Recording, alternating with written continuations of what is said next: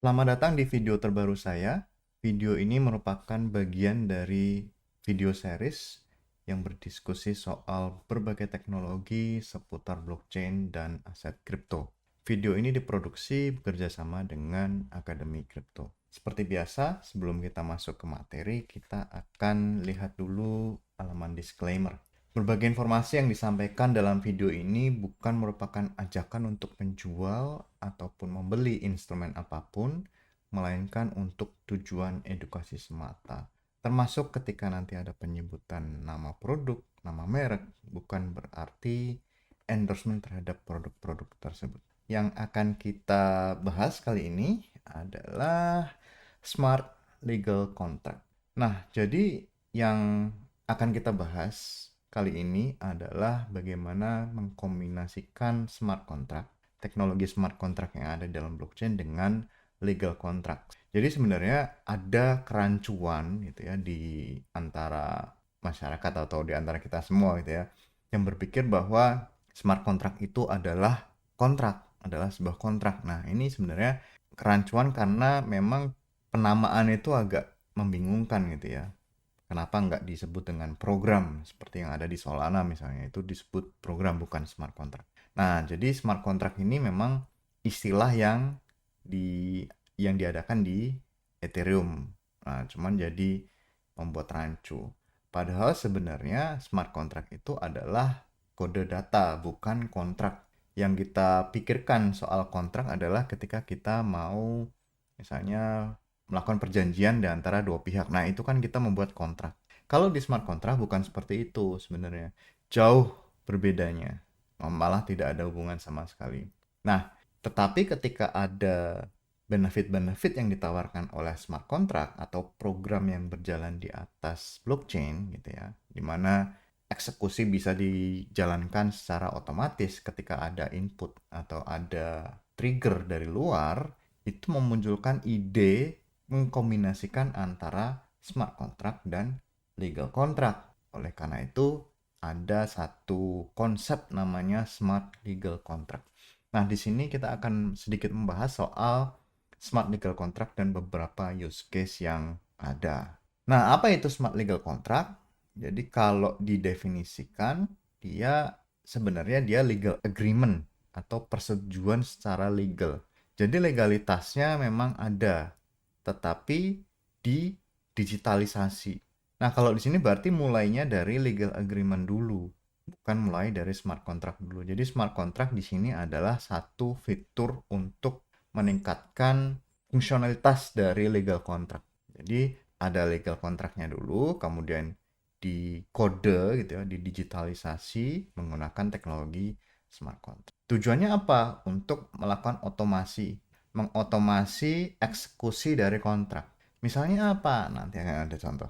Jadi memastikan bahwa si agreement atau persetujuan atau kontrak tadi atau yang legal kontrak tadi itu bisa dikerjakan atau dilaksanakan secara otomatis gitu ya. Kalau misalnya legal kontrak itu tidak ada smart kontraknya, itu memang harus ada pengawasan antara dua pihak. Misalnya kalau kita jual beli tanah gitu ya, itu kan si pembeli itu harus hati-hati. Dia cek dulu sertifikatnya di BPN, kemudian dia ketika terjadi pembayaran atau akad gitu ya, akad jual beli itu ada saksinya misalnya apa namanya notaris atau di hadapan pihak perbankan gitu ya, pihak bank gitu ya. Di satu tempat mereka melakukan penandatanganan, perpindahan dana dan lain sebagainya itu ada satu mekanisme untuk memaksakan terjadinya si legal contract tadi. Tetapi kalau dengan adanya smart legal contract, itu nanti akan dieksekusi secara otomatis. Jadi kontraknya sudah ada, kemudian pelaksanaannya adalah dilakukan secara otomatis. Nah, jadi fitur utamanya adalah mengkombinasikan antara kode-kode yang diprogram atau program gitu ya, program komputer terutama dikombinasikan dengan bahasa legal. Jadi, sebenarnya kebutuhan dari smart legal contract adalah harus ada legal language-nya atau bahasa legalnya atau bahasa natural. Yang disebut bahasa natural adalah bahasa manusia yang sekarang saya perkatakan itu adalah bahasa natural. Jadi selain bahasa pemrograman, gitu ya, yang sulit dibaca itu harus ada bahasa naturalnya. Nah, itu akan jadi smart legal contract. Komponennya apa saja? Yang pertama layer kode. Tentu saja kalau misalnya kita bicara soal smart contract ya ada smart contractnya itu ya di dalam blockchain. Nah ini yang jadi fokus selain legal contractnya juga smart contract. Jadi untuk otomasi karena kita bicara soal teknologi. Kemudian di samping itu juga harus ada si perjanjian tertulis itu juga harus disisipkan di situ. Jadi ketika nanti ada satu platform, ada smart contract-nya, kemudian legal agreement juga harus tertera. Kemudian ada layer data. Misalnya external input, misalnya dengan menggunakan IoT. IoT menggunakan smart legal contract itu seperti apa? Kita bicara soal contoh-contoh di belakang. Untuk langsung men-trigger eksekusi kontrak gitu ya.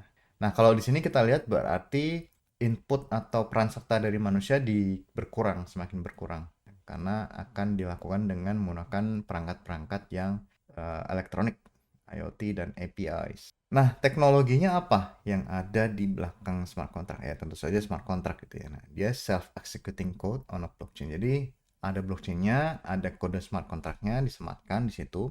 Kemudian, ya smart contract itu berjalan di atas blockchain, ya harus ada blockchain-nya. Nah, masalahnya si blockchain ini harus dependable gitu ya, harus punya trust, immutability dan transparansi.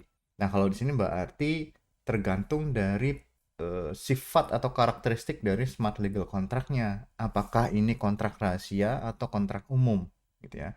Karena kalau legal contract itu kan ada data-data yang sensitif, misalnya berapa jumlah pembayaran atau berapa jumlah barang yang diperdagangkan di situ.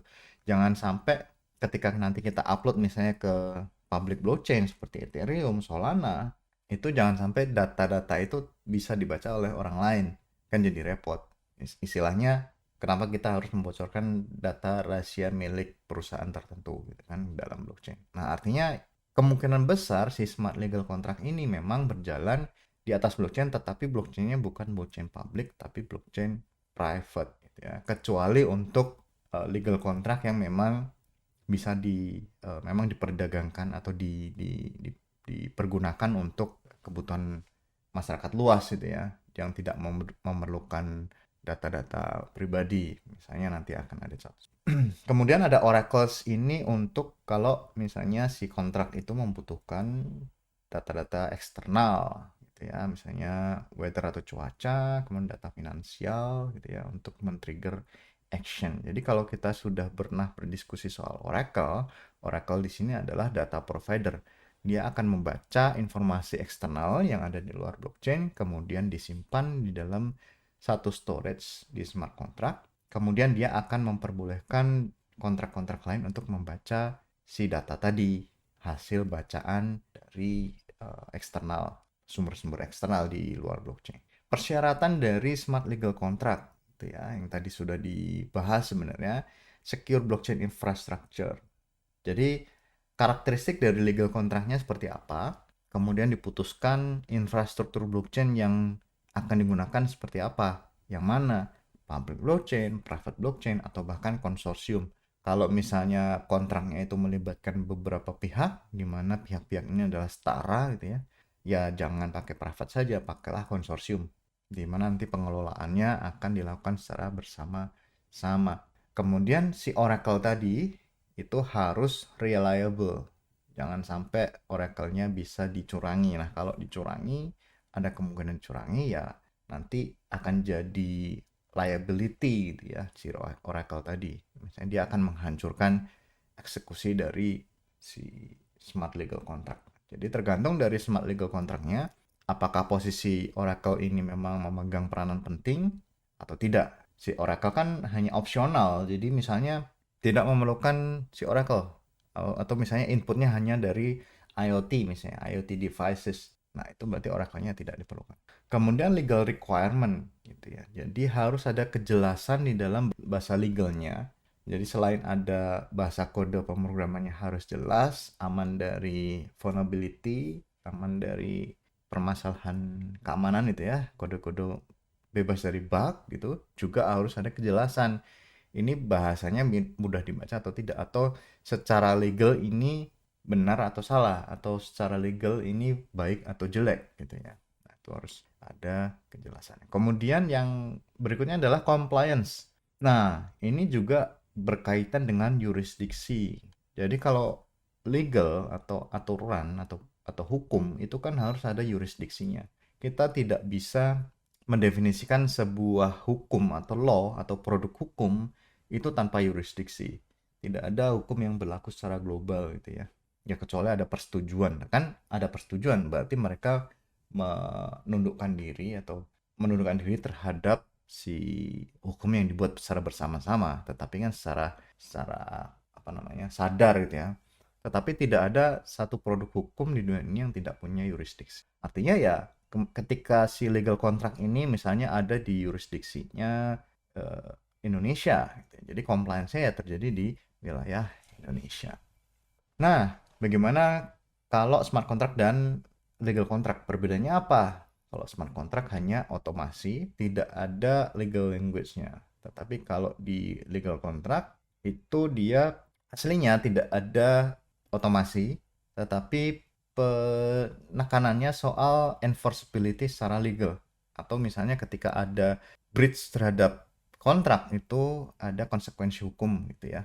Nah, itu legal kontrak. Tetapi pelaksananya atau eksekusinya harus dengan menggunakan manusia. Kalau di legal kontrak tidak ada otomasi. Nah, jadi kalau smart legal kontrak bisa menjembatani antara dua kontrak ini, gitu ya, smart kontrak dan legal kontrak. Asik kan? Nah, contohnya adalah ini rental agreement. Kalau misalnya rental agreement itu apa ya? Contohnya paling gampang Airbnb misalnya. Jadi Airbnb kita bisa menggunakan pembayaran melalui smart contract, kemudian si apa vendor gitu ya atau si pemilik properti itu bisa membaca oh ternyata ada pembayaran atau ada satu device yang di smart device miliknya si vendor itu melakukan eksekusi ketika menerima pembayaran dari si user gitu ya. Kemudian dia akan misalnya mengirim kunci digital ke si user. Itu bisa dilakukan secara otomatis. Kemudian ada kondisi-kondisi tertentu misalnya dia check out jam sekian atau kalau melebihi batas dia akan mendapatkan denda dan lain sebagainya. Misalnya ada deposit dan sebagainya. Nah, yang menarik kalau misalnya ada yang tertarik mengimplementasikan smart legal contract itu memang cocok untuk tugas-tugas atau pekerjaan yang repetitif, yang membosankan, yang bagi manusia ini tidak ada tantangannya. Nah, itu cocok dilakukan otomasi gitu ya. Gunanya apa? Gunanya adalah mengurangi manual error. Kalau manusia itu kan sangat rentan error gitu ya. Jadi bisa diotomasi. Contohnya tadi rental agreement Airbnb itu bisa menggunakan smart legal contract. Nah, jadi kalau tidak hanya smart contract saja, tetapi ada aturan legal di situ. Jadi ada persetujuan atau aturan hukum gitu ya, selain dari smart contract-nya. Jadi si user dan si vendor itu bisa mengetahui bahwa mereka setuju mengikatkan diri dalam legal contract, bahwa mereka si vendor menyediakan properti misalnya selama 24 jam kepada si user gitu ya. Kemudian si user berhak menggunakan properti selama 24 jam dengan menjaga kebersihan, keamanan, dan lain-lain. Nah, itu bisa dituangkan semuanya di dalam legal contract. Kemudian enforcement-nya, otomasinya menggunakan smart contract yang tadi sudah kita bahas. Nah, kemudian ada sebenarnya working framework-nya untuk smart legal contract, misalnya open law, itu kalau misalnya dia berjalan di atas Ethereum gitu ya, open law, mengotomasi legal document, itu ada di Ethereum. Nah, kemudian juga ada namanya Accord Project. Ini open source untuk smart legal contract. Bisa dicoba open law dan Accord Project. Nah, use case real world-nya ada namanya dulu ya, nggak tahu sekarang masih jalan atau enggak. At risk. Jadi kalau misalnya Anda pernah sebel karena penerbangannya delay, flight-nya delay, nah itu bisa mengasuransikan si penerbangan tadi. Misalnya tahu bahwa oh ini memang tukang delay gitu ya, bisa mengasuransikan. Nah, jadi kalau misalnya ada delay atau misalnya kita beli asuransinya, beli polisnya terhadap penerbangan nomor sekian gitu ya, harusnya terbang jam sekian gitu ya. Tetapi kan kalau misalnya terjadi delay, si Oracle bisa langsung mengecek ini sebenarnya secara realnya, kenyataannya dia terbang jam berapa. Kalau misalnya terbang terlambat 1 jam misalnya, nah, di dalam polis kan tadi sudah dijelaskan misalnya kalau terlambat 1 jam mendapatkan 100.000 rupiah, 2 jam 200.000, 3 jam 300.000, kemudian pembatalan 1 juta misalnya. Nah, kalau terlambat 1 jam itu bisa langsung dieksekusi polisnya. Jadi kita mendapatkan imbal 100.000 rupiah. Nah, itu bisa dilakukan secara otomatis.